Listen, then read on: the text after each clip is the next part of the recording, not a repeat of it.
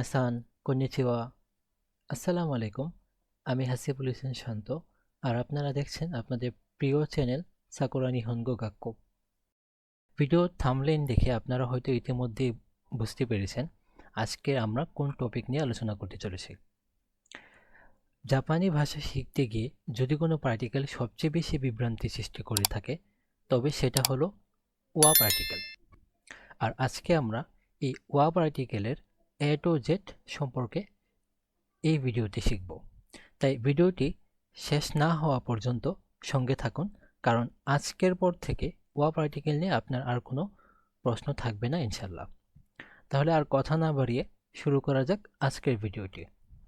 ওয়া পার্টিকেল সম্পর্কে শিখতে গেলে আমাকে প্রথমেই জানতে হবে ওয়া পার্টিকেলটা আসলে কি এবং এটি কেন বাক্যের মধ্যে বসে। তাহলে আসুন প্রথমে আমরা ওয়া পার্টিকেল সম্পর্কে একটু ধারণা নিই।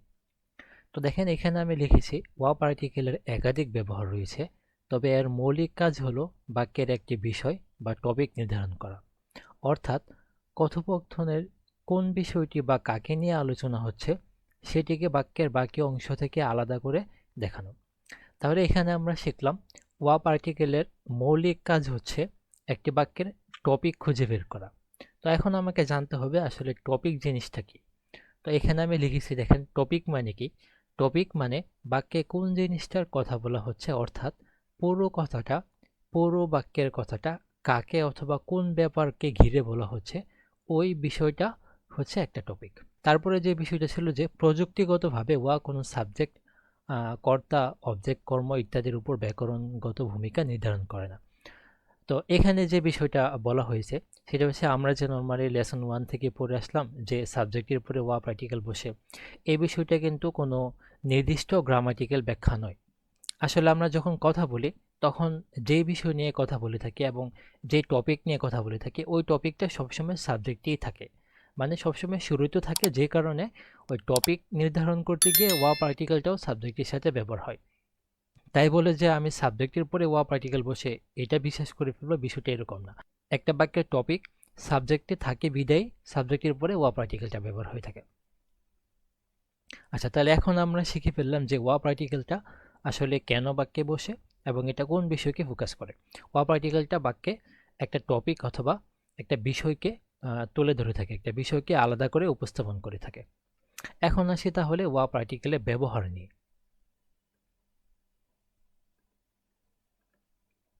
আচ্ছা, ওয়া পার্টিকেলের প্রথম যে ব্যবহারটা রয়েছে সেটা হচ্ছে পূর্বে পরিচিত বা চিহ্নিত বিষয়ের সম্পর্কে তথ্য প্রদান করা। এটাকে সহজ ভাষায় বললে দেখেন এখানে আরো বিস্তারিত রয়েছে যে ওয়া এমন সব বিষয়ের উপর তথ্য উপস্থাপন করে যা সম্পর্কে বক্তা এবং শ্রোতা ইতিমধ্যে জানে বা অবগত থাকে। অর্থাৎ যে জিনিসটি সম্পর্কে আমরা ইতিমধ্যে জানি বা চিনে ফেলেছি সেটি নিয়ে নতুন তথ্য দিতে ওয়া ব্যবহার করা হয়। তো এখান থেকে আমি শিখলাম যখন আমরা একটা কথা বলতে যাব, আমি যে বিষয় নিয়ে কথা বলবো সেই বিষয়টা, সেই টপিকটাও যখন আমি এবং শ্রোতা উভয়ই অবগত থাকব এবং ওই বিষয় সম্পর্কে যখন আবার নতুন আরেকটা তথ্য উপস্থাপন করতে যাব, নতুন একটা ইনফরমেশন দিতে যাব, তখন ওই টপিকের সাথে ওয়া পার্টিকেলটা বসে। এক্সাম্পল দেখি তাহলে বিষয়টা আরো ক্লিয়ার হবে। এক নম্বর এক্সাম্পলটা হচ্ছে মিরা সান ওয়া খাই সেন্টেস। মিরা সান কোম্পানির কর্মকর্তা। তো এখানে যদি আমি দেখি মিরাসান হচ্ছে একটা বাক্যের টপিক, এই বাক্যের টপিক, আর মিরাসান সম্পর্কে অবশ্যই শ্রোতা এবং বক্তা দুজনই অবগত। আর এই অবগত টপিকটার উপর একটা নতুন তথ্য কি দিচ্ছে, খাইসেন্টেস কোম্পানির কর্মকর্তা। তারপর এক্সাম্পলটা দেখি ওয়াতাশি ওয়া গাকসিডেস, আমি ছাত্র। তো এইভাবে যখন আমি কথা বলবো অবশ্যই আমার সম্পর্কে, আমি ওয়াতাশি এই বিষয়টা সম্পর্কে শ্রোতা যে শুনতেছে আমার কথাটা সে অবশ্যই আমাকে চিনবে, কিন্তু সে নতুন তথ্য হিসেবে গ্রহণ করতেছে আমি যে গাকসি, আমি ছাত্র, এই ছাত্র শব্দটাকে সে নতুন তথ্য হিসেবে গ্রহণ করতেছে যা আমি এখানে প্রকাশ করতেছি। তারপর এক্সাম্পলটা হচ্ছে আনো তোকে ওয়া নিহন্ন দেশ, এই ঘড়ি জাপানের। তো এখানে আনো তোকেই হচ্ছে একটা টপিক, একটা বক্তা এবং শ্রোতা অবগত থাকা একটা টপিক। যেহেতু আনো বলেছে ওই ঘড়ি, তাহলে আমরা কখন এভাবে কথা বলি, যখন ঘড়িটা বক্তাও দেখে এবং শ্রোতাও দেখে, অর্থাৎ দুজনেই যখন এই ঘড়ি সম্পর্কে অবগত থাকে তখন আমি আনো তোকি ওই ঘড়ি এরকম ভাবে কথা বলি। তো এখানে একটা পরিচিত টপিক হচ্ছে আনো তোকি, আর এটার উপরে একটা নতুন তথ্য দিচ্ছি কি, এটা হচ্ছে নিহন্ন, জাপানের, এই ঘড়িটা জাপানের, নতুন একটা তথ্য দেওয়া হচ্ছে। তাহলে এখানে আমরা ওয়া পার্টিকেলের প্রথম ব্যবহারটা শিখলাম যে যেই টপিক বা যেই বিষয় সম্পর্কে বক্তা এবং শ্রোতা দুজনই অবগত থাকে, তাকে নিয়ে আবার নতুন একটা তথ্য দেওয়ার জন্য এই পরিচিত টপিকের সাথে ওয়া পার্টিকেল ব্যবহার করা হয়। আচ্ছা, তারপর ওয়া পার্টিকেল নিয়ে দ্বিতীয় যে ব্যবহারটা রয়েছে সেটা হচ্ছে বাক্যের বিষয় বা টপিক খুঁজে বের করা। তো এখানে এসে আমরা ওয়া পার্টিকেলের একটা মৌলিক ব্যবহার খুঁজে পেলাম। এটা আসলে ওয়া পার্টিকেলের মৌলিক ব্যবহার বলা যায়। মৌলিক ব্যবহার কেন হচ্ছে? ওয়া পার্টিকেল ব্যবহারই হয় বাক্যের একটা বিষয় অথবা টপিককে উপস্থাপন করার জন্য। তো এখানেও এই ব্যবহারটা, যেমন এখানে বলতেছে যে ওয়া এমন একটি বিষয় বা টপিক নির্দেশ করে যার সম্পর্কে ব্যাখ্যা বা তথ্য দেওয়া হচ্ছে। তো এখানে আবার একটু গুছিয়ে বিষয়টা বলা হচ্ছে যে ওয়া এমন একটা বিষয় অর্থাৎ এমন একটা টপিক নিয়ে কথা বলে যেই টপিকের উপরে বক্তা কোনো একটা তথ্য দিচ্ছে। যেমন আস্থা ওয়া নিচিওপিদেস, আগামীকাল রবিবার। তো এখানে আস্থা হচ্ছে একটা টপিক, আর এই টপিকের উপরে একটা ব্যাখ্যা দিচ্ছে কি যে ওই আগামীকাল দিনটা হচ্ছে রবিবার। তারপরে দ্বিতীয় এক্সাম্পলটা যদি দেখি যে কাঞ্জি ওয়া মুজুকা শিদেস, কাঞ্জি কঠিন। তো এখানে কাঞ্জি হচ্ছে একটা টপিক, আর তার উপরে নতুন একটা তথ্য দিচ্ছি বা তাকে ব্যাখ্যা করতেছি যে কাঞ্জিটা কঠিন, কাঞ্জি শব্দটা কঠিন।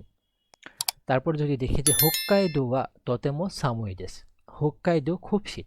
তো এখানে হোক্কাইদো হচ্ছে আমার কথা বলার একটা মেইন টপিক, আমি হোক্কাইদো সম্পর্কে তথ্য দিচ্ছি। আর কি তথ্য দিচ্ছি? যে তোতেমো সামুই দেস, হোক্কাইদো সম্পর্কে একটা ব্যাখ্যা করতেছি যে হোক্কাইদোটা খুব শীত। আশা করি আপনারা ওয়া পার্টিকেলে এই দুইটা নিয়ম বুঝতে পেরেছেন। তাহলে ওয়া পার্টিকেলের পরবর্তী নিয়মটা আমরা দেখি। আচ্ছা, ওয়া পার্টিকেলের পরবর্তী যে নিয়মটা এসেছে সেটা হচ্ছে বাক্যের বিষয়, টপিকের বৈশিষ্ট্য বা দুষ্গুণ ব্যাখ্যা করা। এখানে বাক্যের বিষয় অথবা টপিকের উপরে দুষ্গুণ ব্যাখ্যা করতে গিয়ে আপনাকে একটা গঠন ফলো করতে হবে। গঠনটা হচ্ছে N1 ওয়া, N2 গা অ্যাডজেক্টিভ। অর্থাৎ বাক্যের শুরুতে N1 এ থাকবে একটা নাউন, তারপরে ওয়া পার্টিকেল, তারপরে N2 তে থাকবে আরেকটা নাউন, তারপর গা পার্টিকেল দিয়ে পরে একটা অ্যাডজেক্টিভ। তো এই গঠনে N1 এর সাথে ওয়া বসে প্রথম নাউনকে বিষয় টপিক হিসেবে তুলে ধরা হয়, আর দ্বিতীয় নাউন এর সাথে গা বসে প্রথম নাউন বা বিষয়ের একটি বৈশিষ্ট্য বা গুণ প্রকাশ করা হয়। তো এই বিষয়টা হয়তো এখন একটু আপনার কাছে এলোমেলো লাগতে পারে। আমরা এক্সাম্পলে যাই, তাহলে আর একটু ক্লিয়ার হবে। এক্সাম্পলটা দেখেন যে জো ওয়া হানাগা নাগাই দেস। জো অর্থ হাতি, হাতির নাক লম্বা। তো এখানে যদি আমি একটু খেয়াল করি, জো হচ্ছে N1 এই বাক্যের মূল টপিক, আর হানা হচ্ছে N2। তো এখানে আমি N1 এর একটা দুষ্গুণ অর্থাৎ একটা বৈশিষ্ট্য প্রকাশ করতেছি N2 হানার মাধ্যমে, আর নাগাই এটা হচ্ছে অ্যাডজেক্টিভ, আমরা সকলেই জানি। তাহলে এই গঠনটা হচ্ছে N1 টপিকের উপরে একটা বৈশিষ্ট্য বলা বা একটা দুষ্গুণ প্রকাশ করা, সেটা কিসের মাধ্যমে? এই N2 শব্দটার মাধ্যমে। তারপর এক্সাম্পলটা দেখি, খারিনা সান ওয়া খামিগা খুরুইদেস, খারিনা সানের চুল কালো। তো এখানে আমি খারিনা সানের একটা বৈশিষ্ট্য বলতেছি তার চুলের মাধ্যমে, তার চুল কালো। তারপর যে এক্সাম্পলটা ছিল যে নিহন ওয়া বুক্কাগা থাকাইদেস, জাপানের দ্রব্যমূল্য দাম বেশি। তো এখানেও জাপান হচ্ছে আমার কথা বলার একটা টপিক, তার তার সম্পর্কে আমি একটা বৈশিষ্ট্য বা গুণাগুণ প্রকাশ করতেছি কি যে তার বুক্কা, তার দ্রব্যমূল্য, জাপানের দ্রব্যমূল্যটা থাকাইদেস, দাম বেশি।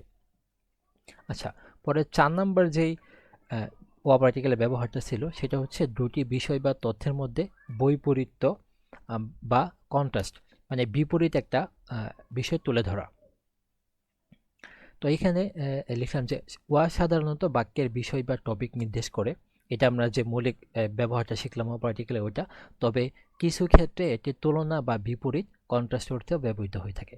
তো এখন বলতেছে যে ওয়াব আর্টিকেল দ্বারা আপনি একটা বিপরীত বাক্য হিসেবে আপনি উপস্থাপন করতে পারেন, অর্থাৎ এক বা একাধিক বিষয়ের মধ্যে পার্থক্য বা বিরোধ বোঝাতে ওয়া ব্যবহৃত হয়।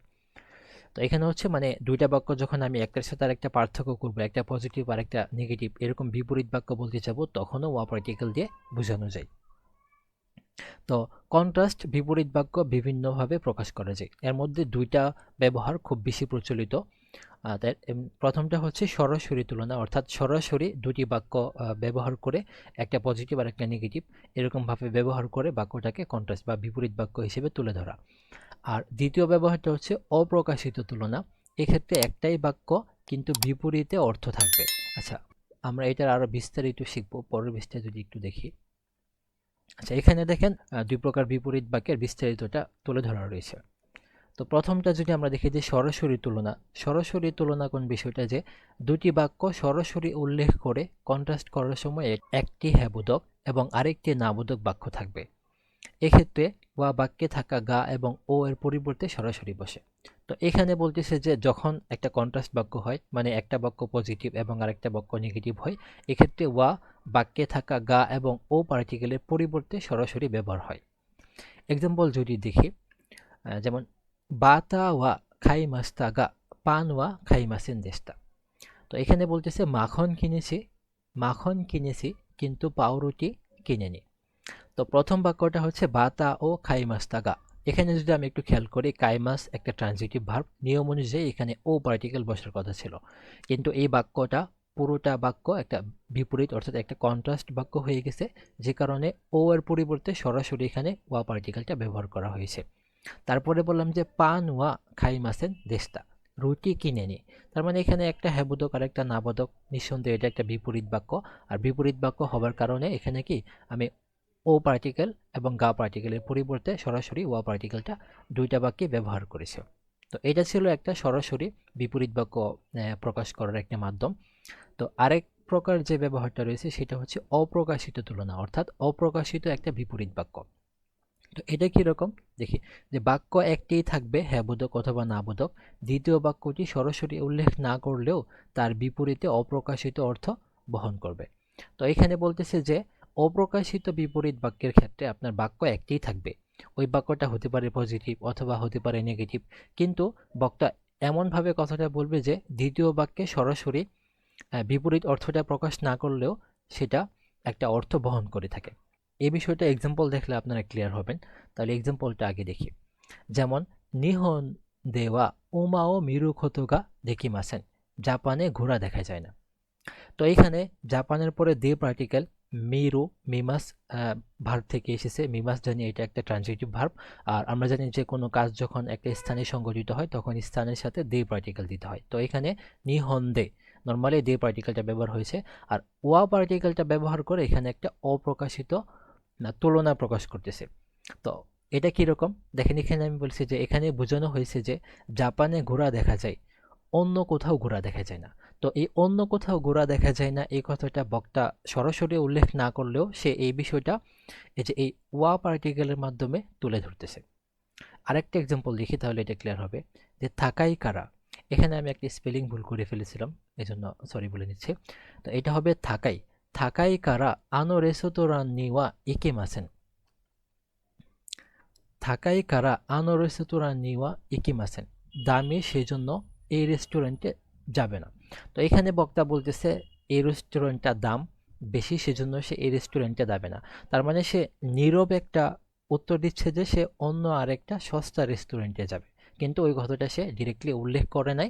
উল্লেখ না করলেও এখানে নি এর সাথে ওয়া পার্টিকেলটা দিয়ে একটা অপ্রকাশিত বিপরীত বাক্য এখানে ফুটিয়ে তুলতেছে। আশা করি আপনারা ওয়া পার্টিকেলের সবগুলো নিয়মই বুঝতে পেরেছেন। তো এই ভিডিওটা যদি আপনারা সকলে মনোযোগ সহকারে দেখে থাকেন তাহলে আশা করি আর ওয়া পার্টিকেল নিয়ে কোনো ঝামেলা থাকবে না। এরপরও যদি কোনো কথা বুঝতে আপনার অসুবিধা হয়, ওয়া পার্টিকেল নিয়ে আরও কোনো ঝামেলা থাকে, তাহলে অবশ্যই আপনারা এই স্ক্রিনে দেওয়া হোয়াটসঅ্যাপ নাম্বারে, এটা আমার হোয়াটসঅ্যাপ নাম্বার, আপনারা এখানে যোগাযোগ করতে পারেন। এরকম আরও ইন্টারেস্টিং ভিডিও পেতে আপনারা সকলেই সাকুরানি হনগো গাক্কো ইউটিউব চ্যানেলটি সাবস্ক্রাইব করে রাখবেন, আর অবশ্যই বেল আইকনটিও অন করে রাখবেন, যাতে করে আমরা এরকম ইন্টারেস্টিং ভিডিও আপলোড দেওয়ার সাথে সাথে আপনি দেখে ফেলতে পারেন। নেক্সট ভিডিও পর্যন্ত সকলেই ভালো থাকবেন। আসসালামু আলাইকুম।